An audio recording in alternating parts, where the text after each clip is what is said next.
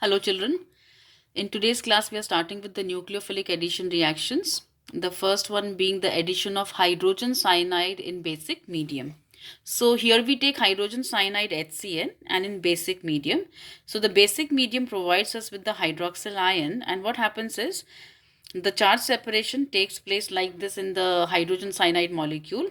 H plus combines with OH minus to form water, and what is left out is Cn minus. Now what is Cn minus? Cn minus is our nucleophile. So you can say that the basic medium is here helping us to generate the nucleophile. Now once the nucleophile is generated, it will attack the aldehyde or the ketone. So let's take an aldehyde or a ketone. So RCH double bond O. Now this is an aldehyde that I've taken. If you want, you can take a ketone also. Just replace hydrogen by an alkyl group. So aldehyde or ketone, when it reacts with this nucleophile Cn minus, then what it will form? Go with the charge separation, children. Charge separation in the carbonyl functional group as expected, O minus and C plus. Oxygen is more electronegative. It will,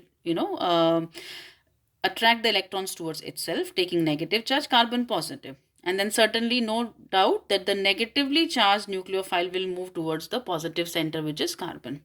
So what do you get? The carbon having its alkyl group and this hydrogen or alkyl, double bond O changes to O minus, and the positive carbon receives the nucleophile. The positive and the negative gets cancelled here. So now this is oxygen carrying a negative charge, and that's your tetrahedral intermediate which is formed in between.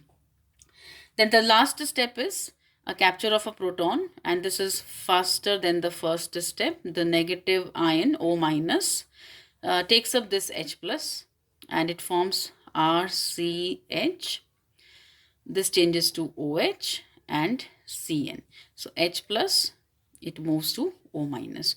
This is the final product, children, and this final product is called the cyanohydrin. The final product of addition of hydrogen cyanide to an aldehyde or a ketone, it is called a cyanohydrin. Now why it's called cyanohydrin is because the same carbon has a cyano group and a hydroxyl group attached to it. That's why it is called a cyanohydrin. Number 2, the second reaction is addition of sodium bisulfite, that is sodium hydrogen sulfite, NaHSO3. I'll write the name. This is called sodium bisulfite or the sodium hydrogen sulfite. Now how is this going to add to an aldehyde or a ketone? Let's take a compound. So RCHO, I'm taking an aldehyde, again specifying you can take a ketone also. Charge separation will be the same manner, O minus and C plus. Now how is charge separation going to take place in this sodium bisulfite, NaHSO3? Sodium is a metal, so this will separate out. Na plus and this SO3H part takes up a negative charge. So that's how charges will be separated, Na plus and SO3H minus. The Na plus moves to obviously the negative center, which is oxygen. So Na plus will move to the negative oxygen, and the positive center, that is the carbon, it will receive this negative part, that is your SO3H minus ion. What will be formed?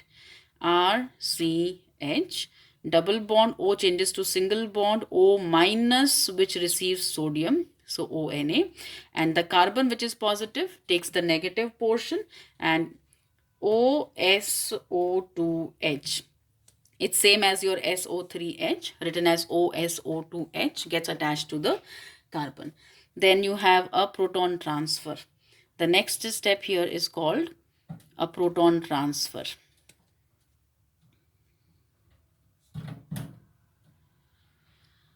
Proton is H plus, and where do you see a possibility of proton transfer here is this. Hydrogen moves to this, and in place sodium comes down over here. And so when this will happen, what will be formed? RCH,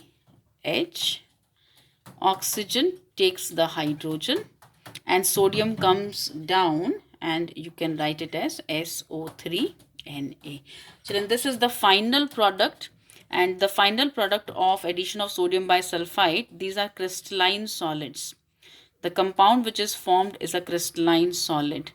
Now, because the final product formed is a crystalline solid, and it can be filtered off, it can be obtained in the solid form, it is observed that this compound formed, if it is treated with a dilute mineral acid like HCl, it regenerates the aldehyde or the ketone back.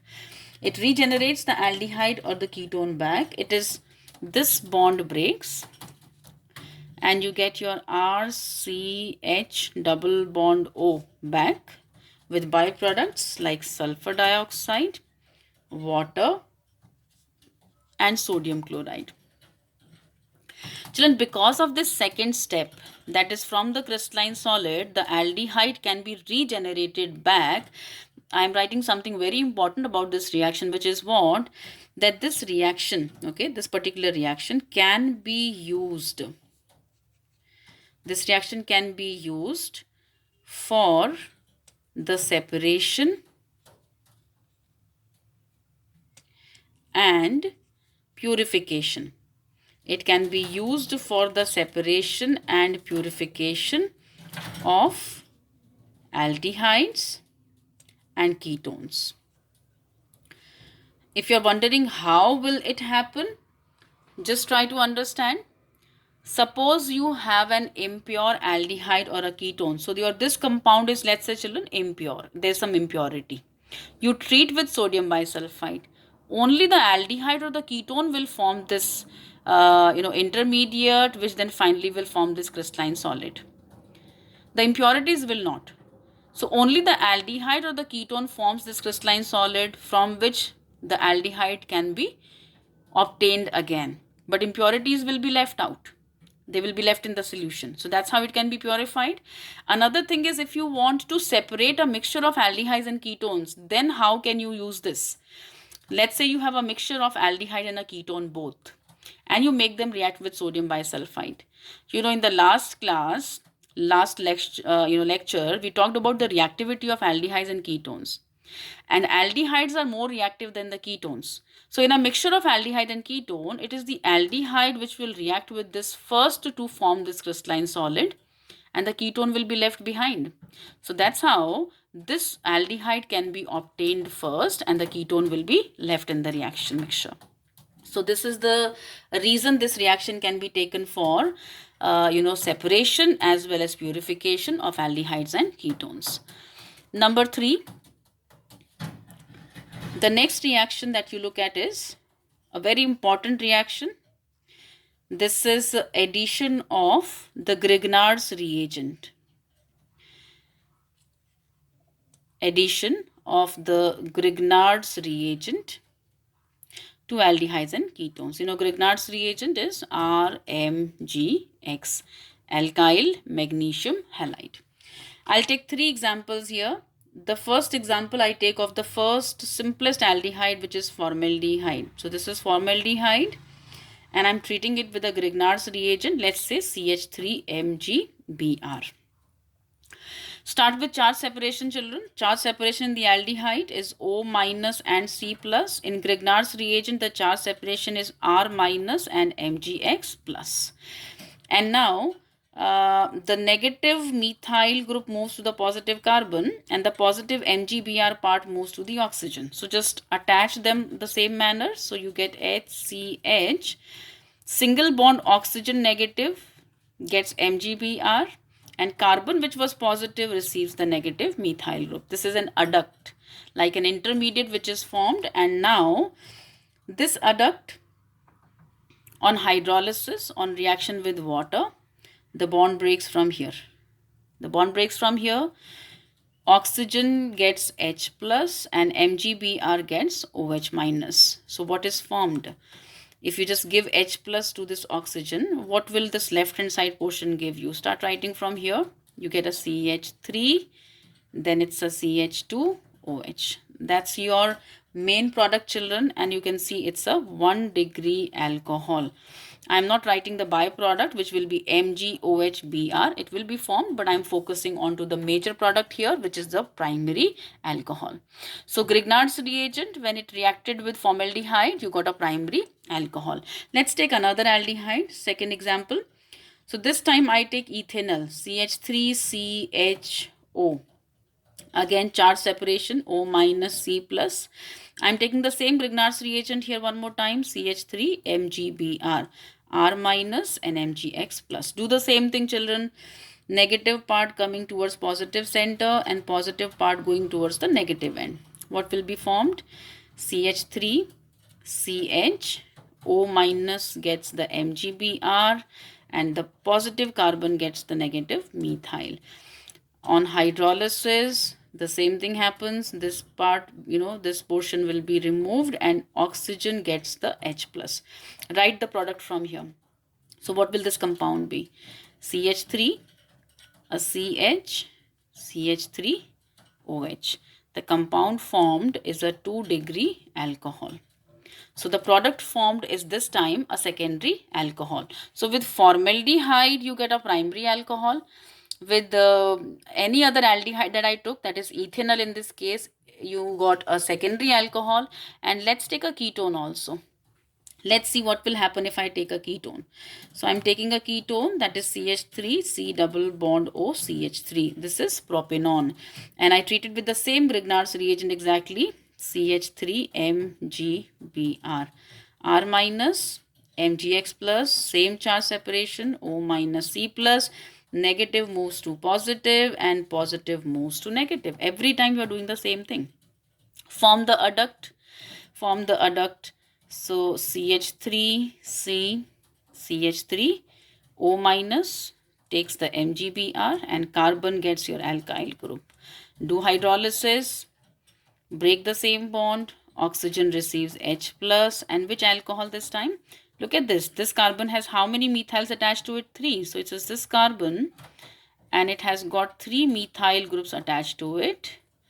And it will also get a OH. Again an alcohol, but this time a 3-degree alcohol. So a very good reaction, children, I would say, because this is a reaction by which you can prepare a primary, secondary and a 3-degree alcohol. So reactions of aldehydes and ketones with Grignard's reagent can be a source of 3 different types of alcohols. And what will you keep in mind? That formaldehyde gives you a primary alcohol. Any other aldehyde you take, you will get a secondary alcohol, and a ketone will always give you a 3-degree alcohol. And the number of carbon atoms are also getting added, children. I am taking the example of the third case. How many carbon atoms do you see in your ketone? This is 1, 2, and 3. There are 3 carbon atoms. The Grignard reagent has 1 carbon. So 3 plus 1, 4. You can see here, ultimately, your alcohol contains 4 carbon atoms. So the number of carbon atoms, it gets added. Whatever it is there in the aldehyde, ketone and in the Grignard reagent together will make the alcohol. So this was the third reaction, addition of Grignard's reagent. And we have one more category, and that reaction I will take up in the next lecture.